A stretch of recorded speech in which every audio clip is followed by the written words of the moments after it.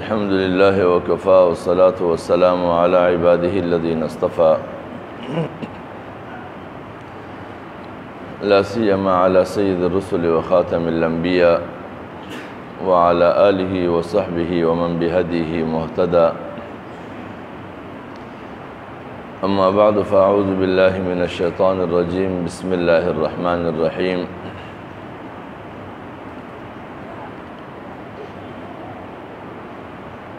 وَإِذَا سَأَلَكَ عِبَادِي عَنِّي فَإِنِّي قَرِيبٌ أُجِيبُ دَعْوَةَ الدَّاعِ إِذَا دَعَانِ فَلْيَسْتَجِيبُوا لِي وَلْيُؤْمِنُوا بِي لَعَلَّهُمْ يَرْشُدُونَ. صدق اللہ العظیم. عزیزان گرامی، میرے محترم بھائیوں اور دوستوں،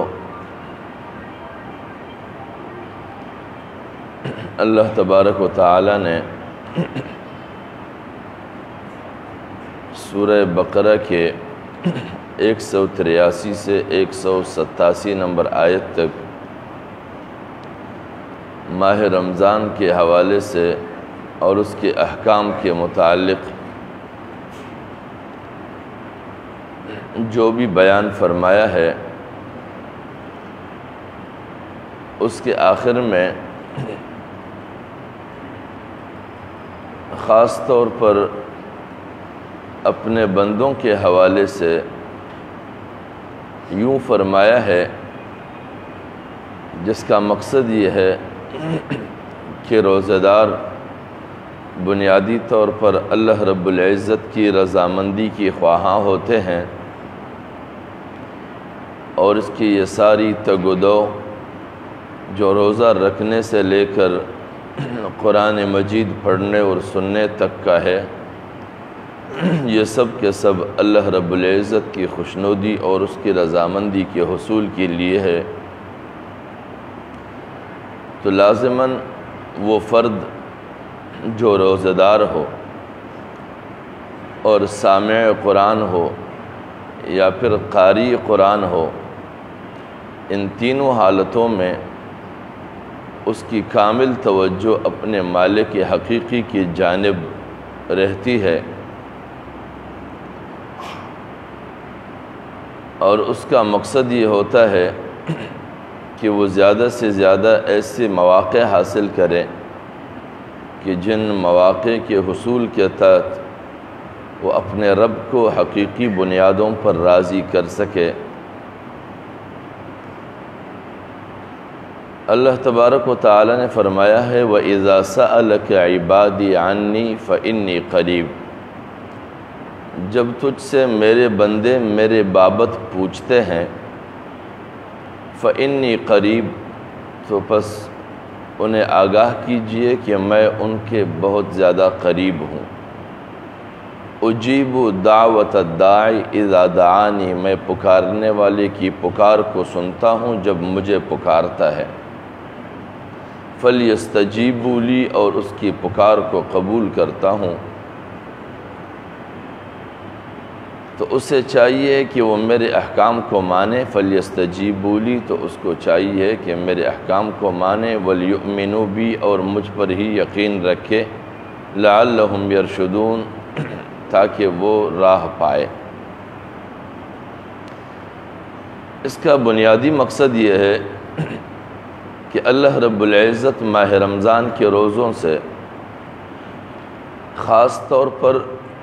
لوگوں کی ذہنیتوں میں ایک تبدیلی پیدا کرنا چاہتا ہے کہ سال بھر 11 مہینے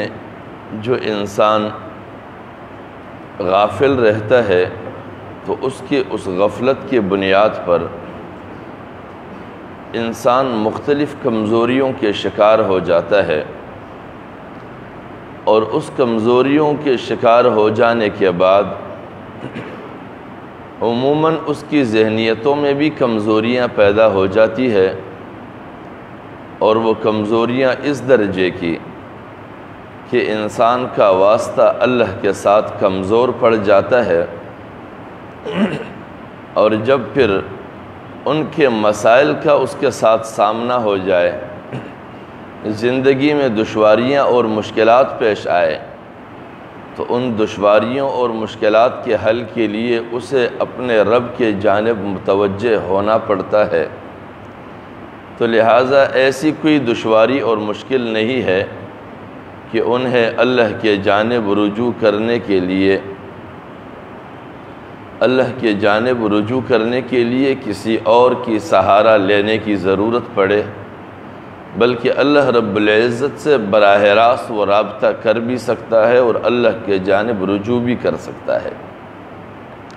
اس کے لیے کوئی مشکل نہیں ہے۔ عموماً جو ایک دوسرے سے دعائیں مانگ کر اپنے آپ کی بخشش کے اسباب ڈھونڈتے ہیں، کسی کے پاس بیٹھ جاتے ہیں کہ میرے لیے دعا مانگو، تم میرے لیے اللہ سے بخشش مانگو، جبکہ یہ ایک ذریعہ لازماً ممکن ہے کہ کوئی اللہ کے زیادہ قریب ہو، اس کی بات اللہ رب العزت زیادہ سنے، لیکن عمومی طور پر اللہ رب العزت نے تمام انسانیت کے لیے فرما دیا ہے کہ جب بھی کوئی میری بابت تم سے پوچھے تو میں ان کے قریب ہوں، میں ان سے دور نہیں ہوں، ان کی پکار کو سنتا ہوں، اس کی تکلیف کو اور اس کے درد کو محسوس کرتا ہوں۔ لیکن اگر کوئی شخص واقعتاً اپنے درد و دکھ کے ساتھ واقعتاً اس کے جانب رجوع کرے، ایک جگہ بتایا گیا کہ عموماً دعا کے ساتھ ایک خاص روح کی ضرورت ہے، اور وہ خاص روح یہ ہے کہ انسان کامل یقین کے ساتھ دعا مانگے، اور یہاں تک منع فرمایا گیا ہے کہ اللہ رب العزت کے حضور ایسی دعا نہ مانگی جائے کہ اللہ تو چاہے تو میری مغفرت فرما، تو چاہے تو مجھے فلاں عنایتیں فرما، ایسا نہیں، کیونکہ اللہ رب العزت جو چاہتا ہے وہ کرتا بھی ہے اور کر بھی سکتا ہے۔ لہٰذا اس کے سامنے جو دعا مانگی جائے تو وہ کامل توجہ کے ساتھ اور کامل یقین کے ساتھ کہ یا اللہ تو ہی مغفرت فرمانے والا ہے، تو ہی میری مغفرت فرما، اور مجھے تیری جانب سے مغفرت ہی چاہیے ہے، اور اگر کچھ اور مانگنا ہو تو وہ بھی اسی طرح کامل یقین کے ساتھ۔ لیکن اگر ہماری دعاؤں کی حالت ایسی ہو کہ ہم دعا مانگ رہے ہوں کہ یا اللہ میری مغفرت فرما، لیکن پھر ساتھ میں یہ بھی دماغ میں چل رہا ہو کہ پتہ نہیں مغفرت ہوگی یا نہیں، یا اللہ میری فلاں مشکل کو حل فرما، اور پھر ساتھ میں یہ پریشانی ہو کہ پتہ نہیں یہ پریشانی حل ہوگی بھی کہ نہیں، کیونکہ ہمارے اور اللہ کے درمیان کوئی حائل نہیں ہے، کوئی سفارشی نہیں ہے۔ دعا مانگنے کے لیے اللہ رب العزت فرماتے ہیں نحن اقرب الیہ من حبل الورید، کہ میں اپنے بندے کے شہرک سے بھی اس سے زیادہ قریب ہوں۔ لہٰذا جب اس قدر قریب ہے تو اس قدر قربت کے بعد پھر کسی کی کوئی واسطے کی ضرورت نہیں ہے، براہ راست ہم اللہ سے دعا مانگ سکتے ہیں۔ اور ہماری یہ ماہ رمضان کے روزوں کا مقصد یہ ہے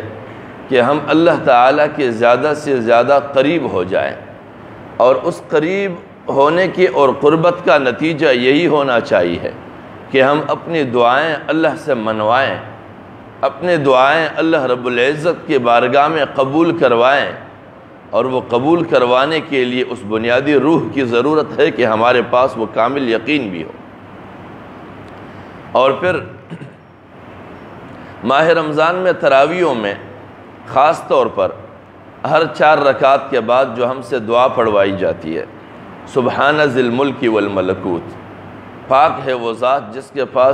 کے دست قدرت میں زمین اور آسمان کی بادشاہت ہے۔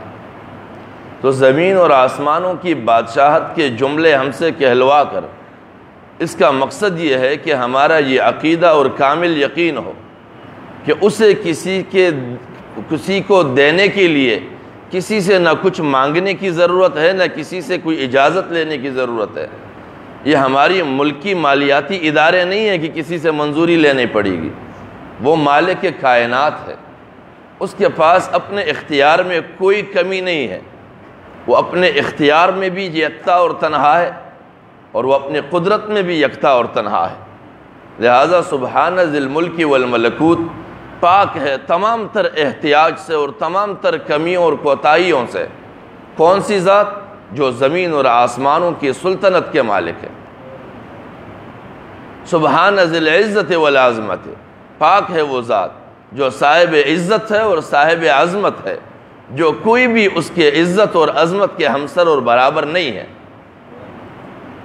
والملکوت اور بادشاہی کے، والہیبت اور اس کی جو جانب سے جو بادشاہت کا دبدبہ ہے، والقدرتی اور اس کی قدرت کی جو انداز ہے، والکبریاء اور اس کی بڑائی جو ہے، یہ ساری چیزیں ہمیں یہی احساس دلاتا ہے کہ ہم اللہ رب العزت کی جانب جب دعا مانگنے کے لیے بیٹھیں تو ہمارا یہ تصور ہو کہ جو جو صفات اللہ رب العزت کے ہیں وہ تمام تر صفات ہمارے ذہن میں ہوں، کیونکہ اس صفت کی بنیاد پر ہم دعا اس طریقے سے مانگ سکتے ہیں کہ یا اللہ میری مغفرت فرما، کیونکہ تو قادر مطلق ہے ہر چیز پر، تجھے کسی سے کچھ پوچھنے کی ضرورت نہیں ہے، اسی لیے میری دعا کو قبول فرما۔ تو ان صفات کے دہرانے کا یہ مقصد ہے۔ اور پھر ماہ رمضان کے حوالے سے یوں بھی فرمایا جاتا ہے کہ ماہ رمضان کے 3 عشرے ہیں۔ پہلا عشرہ رحمت کا ہے، دوسرا مغفرت کا ہے، اور تیسرا عتق من النار یعنی جہنم سے آزادی کا ہے۔ اب یہ اس طرح کی روایات کی بنیاد پر ماہ رمضان کے عشروں کو تقسیم کیا گیا ہے لوگوں کو اشتیاق دلانے کے لیے، لیکن حقیقت یہ ہے کہ اس روایت کی تحقیق اپنی جگہ ماہ رمضان فی الحقیقت اول سے لے کر آخر تک کامل رحمت بھی ہے، مغفرت بھی ہے، جہنم سے خلاصی بھی ہے۔ یہ 10 ایام کی باقاعدہ کوئی ایسی تصدیق نہیں ہے، لہٰذا جب 10 ایام کی اس طرح کی باقاعدہ تصدیق نہیں ہے تو پھر اس تصور کی بنیاد پر نہیں کہ رحمت کے 10 دن تو گزر گئے، اب میں مغفرت کے لیے گڑ گڑاؤں گا، رحمت کے لیے تو کوئی چیز میرے پاس رہی نہیں ہے، یا مغفرت کے ایام گزر گئے ہیں، میں مصروفیت میں تھا، دعائیں نہیں مانگ سکا، اب صرف جہنم سے بچ جاؤں، باقی رحمت اور مغفرت یہ چیزیں اپنی جگہ ہے۔ تو ایسا کوئی تصور نہیں ہے۔ ماہ رمضان روز اول سے لے کر انتہا تک رحمت بھی ہے، مغفرت کی بھی ہے، اور جہنم سے آزادی کا بھی ہے، یہ سب کچھ ہے، کامل ماہ ہے، اور کامل رحمتوں کے ساتھ ہے، کامل مغفرت کے ساتھ ہے، کامل طور پر جہنم کے عذاب سے آزادی کے لیے نعمت کے طور پہ اللہ رب العزت نے اپنے بندوں کو عطا کیا ہے۔ اور پھر اسی ماہ میں خاص طور پر آخری عشرے میں اعتکاف کا عمل ہے۔ اس اعتکاف کے عمل کو سنت مؤکدہ کے ساتھ ساتھ اس کو اختیاری قرار دے دیا گیا ہے، یعنی یہ کفائی سنت ہے، یعنی ہر محلے کے اندر سے مسجد میں کوئی ایک شخص اس تمام محلے کی جانب سے کفایت کر دیتا ہے، اور وہ اس تمام تر محلے کی جانب سے اللہ کے حضور دعا مانگنے کے لیے بطور نمائندہ وہاں بیٹھ جاتا ہے۔ اور یہ سنت کیسی ہے؟ لَقَدْ كَانَ لَكُمْ فِي رَسُولِ اللَّهِ أُسْوَةٌ حَسَنَةٌ، کہ اللہ رب العزت کے پیغمبر حضور نبی اکرم صلی اللہ علیہ وسلم کے حیات مبارکہ میں تمہارے لیے عمل کا ایک نمونہ ہے۔ اور حضور نبی اکرم صلی اللہ علیہ وسلم قرآن کے نزول سے قبل اور اسی دورانیہ وہ حالت اعتکاف میں رہے تھے غار حرا میں، اور اسی حالت میں قرآن کا نزول ہوا ہے، اور اللہ رب العزت کو یہ عمل اتنا محبوب گزرا ہے کہ حضور نبی اکرم صلی اللہ علیہ وسلم کی اس سنت کو رہتی دنیا تک ہر ماہ رمضان میں سنن کفایہ کے طور پہ لازم قرار دیا ہے۔ اور اگر پورے محلے میں سے مسجد میں کوئی بندہ بھی نہ بیٹھے تو وہ پورے محلے کے اوپر قائم اور باقی رہتا ہے۔ اور اس کا تصور کیا ہے؟ اس کا تصور یہ ہے کہ جس طرح ہمارے یہاں اپنے معاملات اور مسائل کے حل کے لیے کوئی کسی کے در پر بیٹھ جاتا ہے اور وہاں پر وہ یہ کہہ بیٹھے کہ میں اس وقت تک نہیں اٹھوں گا جب تک میرے اس معاملے کو حل نہ کیا جائے، آج سے میں تیرے دروازے پہ بیٹھا ہوا ہوں، میرے لیے میرا گھر، میرا کاروبار، میرا سب کچھ یہی تیرا دروازہ ہے۔ تو عام طور پر جو لوگ لوگوں کے گھر پر جا کے بیٹھتے ہیں ان کے مسائل وہ ان متعلقہ امور کے حوالے سے حل ہو جاتے ہیں۔ لہٰذا جب مالک کائنات کے در پہ کوئی بیٹھا ہوا ہو تو اس کے معاملات کیوں نہ حل ہو، لیکن اگر حل نہیں بھی ہوتے ہیں تو وہ ہمارا نقص ہے، کیونکہ ہماری تصور میں وہ کمی ہوگی۔ یعنی ایک بندہ اگر کسی کے در کے دروازے پر بیٹھتا ہے کسی کے گھر پہ، لیکن وہاں پر اس کے احساسات اور انداز وہ نہ ہو جو کسی کے دروازے پر بیٹھنے کے ہو، تو پھر اس کا معاملہ حل نہیں ہوگا۔ تو چجائے کہ کوئی مالک کائنات کے دروازے پر بیٹھے اور اس کے تصورات میں بھی خلل پڑا ہوا ہو تو کیسے اس کے معاملات حل ہو سکتے ہیں؟ اور جس محلے کی جانب سے وہ بیٹھا ہوا ہو اس اہل محلے کے معاملات کیسے حل ہوں؟ لہٰذا اسی لیے کہا جاتا ہے کہ جو حضرات اعتکاف میں بیٹھے ہوئے ہوں ان کے پاس جو بھی مسجد میں نماز کے لیے آئے تو وہ ان سے ملیں، ان کے لیے دعا کی درخواست کریں، کیونکہ وہ پورے محلے کی جانب سے اللہ کے حضور بیٹھا ہوا ہے، تاکہ وہ اپنے معاملات بھی اللہ کے حضور حل کروائے اور دوسروں کے معاملات کو بھی اللہ کے سامنے بیان کرے کہ یا اللہ یہ بھی تیرا بندہ ہے اور اس کے بھی اس طرح کے مسائل اور مشکلات ہیں۔ لہٰذا ہمیں اللہ کے حضور دعائیں جو بھی مانگنی ہو وہ اس خلوص کے ساتھ مانگنے چاہیے جس خلوص کے ساتھ اللہ کو مطلوب ہو، اور اس روح کے ساتھ مانگنے چاہیے کہ جس روح کی بنیاد پہ ہماری دعائیں زندہ دعائیں بن کر اللہ رب العزت کے بارگاہ میں ہمارے معاملات کے حل کا ذریعہ بنے،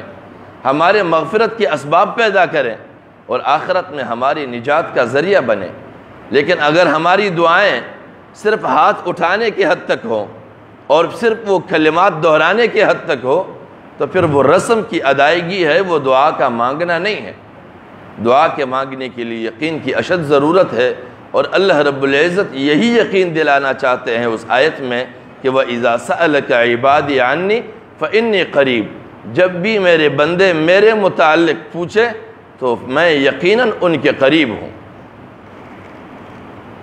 تو جب اللہ رب العزت ان کے قریب ہیں تو پھر ان کی دعائیں بھی اسی قربت کے تصور کے ساتھ ہونی چاہیے ہے تاکہ وہ دعائیں اللہ سے منظور اور مقبول ٹھہرائیں۔ اللہ کریم ہمیں توفیق بخشے کہ ہم اپنے ماہ رمضان کے روزوں کو اور دعاؤں کو اور عبادات کو اپنے لیے باعث اجر بنوا سکیں اور اپنی مغفرت کا ذریعہ بنوا سکیں۔ محض ہماری یہ دعائیں اور ہماری عبادات رسم بن کر نہ رہ جائیں، بلکہ یہ زندہ عبادات بنے جو روز محشر ہمارے لیے اپنے اجر پانے کے لیے سہارا بن سکے۔ وآخر دعوانا ان الحمدللہ رب العالمین۔